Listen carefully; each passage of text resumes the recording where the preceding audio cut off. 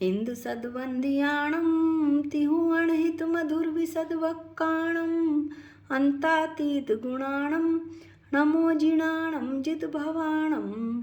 हम सभी पंच अस्तिकाय संग्रह का अध्ययन कर रहे हैं और पंच अस्तिकाय संग्रह का अध्ययन करते हुए हम प्रथम अधिकार का वर्णन कर रहे थे। प्रथम अधिकार में गाथा 41 चल रही थी, जिसमें ज्ञानोपयोग और ज्ञानोपयोग के भेदों का वर्णन चल रहा है विस्तार से। हम गाथा पाठ करते हैं।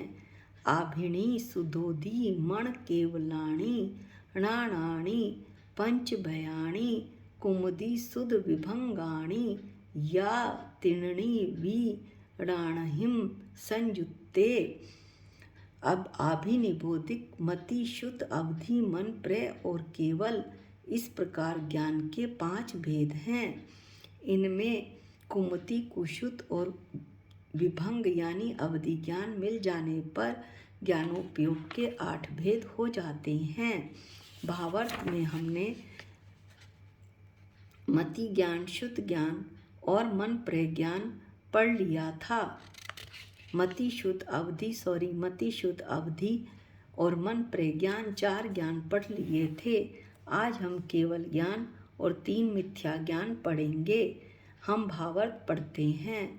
जो ज्ञान घट पट आदि ज्ञेय पदार्थों का अवलंबन लेकर उत्पन्न नहीं होता वह केवल ज्ञान है। अर्थात क्या?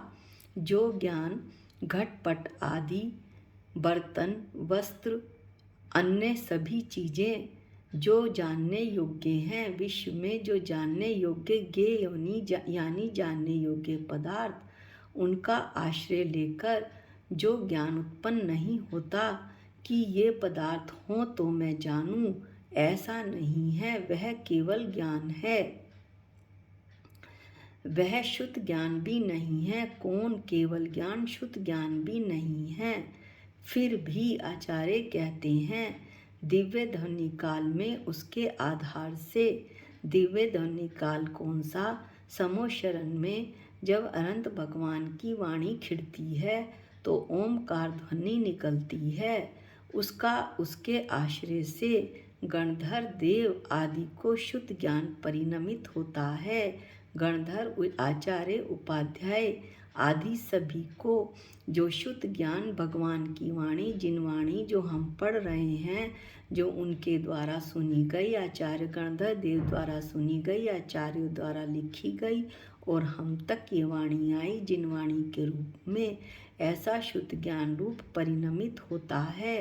कौन? भगवान का केवल ज्ञान। तथापि वह शुद्ध ज्ञान गणधर देव आदि को ही होता है।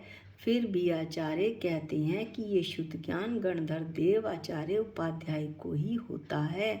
जो केवली भगवंत हैं, तीर्थंकर अंत भगवान हैं, उन्हें तो केवल ज्ञान ही होता है। एक ज्ञान, पूर्ण ज्ञान। पूर्ण निश्चय करके आचार्य कहते हैं केवली भगवंतों को शुद्ध ज्ञान नहीं है। इतना ही नहीं किंतु उन्हें ज्ञान अज्ञान भी नहीं है। क्या कहते हैं आचार्य कि केवली भगवंतों को शुद्ध ज्ञान तो है ही नहीं और उन्हें ज्ञान और अज्ञान भी नहीं है। क्या मतलब हुआ इसका बात का? अर्थात उन्हें किसी विषय का ज्ञान हो और किसी विषय का ज्ञान हो, ऐसा भी नहीं है। वो आत्मा को जानते हों, शरीर को ना जानते हों, आम के पेड़ को जानते हों, अमरूद के पेड़ को नहीं जानते, ऐसा भी नहीं है। बल्कि फिर कैसा है? सर्व विषयों का ज्ञान ही होता है। किसे? केवली भगवान को सभी विषयों का ज्ञान होता है। विश्व के जितने भी लोकाकाश और आलोकाकाश के सर्व पदार्थों के अनंतानंत पर्यायों को वो एक साथ जानते हैं। इसके बाद आचार्य कहते हैं कि उन्हें मति ज्ञान आदि अनेक भेद वाला ज्ञान नहीं है। उन्हें किन्हें? केवली भगवान को मति शुद्ध अवधि मन प्रय ऐसे भेदों वाला ज्ञान नहीं है। जब ये ज्ञान नहीं होता है तभी केवल एक ज्ञान प्रकट होता है, जिसे केवल ज्ञान कहते हैं। इसमें मति शुद्ध अवधि मन प्रेम में जैसा हमने पढ़ा था, ज्ञानावरण कर्म का क्षयक्षम हो रहा था। मति ज्ञानावरण का क्षयक्षम, अवधि ज्ञान का शुद्ध ज्ञानावरण का क्षयक्षम और अवधि ज्ञानावरण का क्षयक्षम, मन प्रेम ज्ञानावरण का क्षयक्षम, तब ये ज्ञान प्रकट हो रहे थे। परंतु केवल ज्ञान में तो ज्ञानावरणी कर्म ही पूर्ण रूप से नष्ट हो जाता है। अब आचार्य आगे कहते हैं कि ये जो 5 ज्ञानों का वर्णन किया गया है, मति शुद्ध अवधि मन प्रेम और केवल ज्ञान, वह व्यवहार से किया गया है, अर्थात ज्ञानावरण कर्म के क्षयक्षम या पूर्ण नष्ट होने से ये ज्ञान प्रकट होते हैं। 4 ज्ञान क्षयक्षम से और 1 ज्ञान आवरण के पूर्ण तरह नष्ट होने से प्रकट होता है। ऐसा व्यवहार से किया गया है यह वर्णन। निश्चय से तो मेरा ज्ञान कैसा है, बादल रहित सूर्य की भांति। जैसे जो बादल हैं वो पूरी तरह से सूर्य के चारों तरफ से हट गए हैं, सूर्य का प्रकाश पूरी तरह से विस्तार को प्राप्त हो गया है, ऐसे ही मेरी आत्मा है अखंड, जिसके खंड खंड नहीं हो सकते। एक है और कैसी है, ज्ञानमयी है, केवल ज्ञान ज्ञान ही उसमें है। और कैसी है और कैसा है मेरी आत्मा, प्रतिभास में है, अर्थात जैसे पदार्थ हैं वैसे ही मेरे ज्ञान में झलकते हैं, जैसे दर्पण में पदार्थ झलकते हैं वैसे ही। निश्चय से तो मेरा आदि अनंत ये अनादि अनंत मेरा ज्ञान है, जो सदा ऐसा ही जैसा कि केवली भगवान को प्रकट हुआ ऐसा ही रहता है, स्वभाव में ही उसका ऐसा है। अभी इसी वक्त मेरे पास सिद्धों के समान अनंतों के समान केवल ज्ञान है, उन्होंने पर्याय में प्रकट कर लिया और मुझे पर्याय में प्रकट करना बाकी है।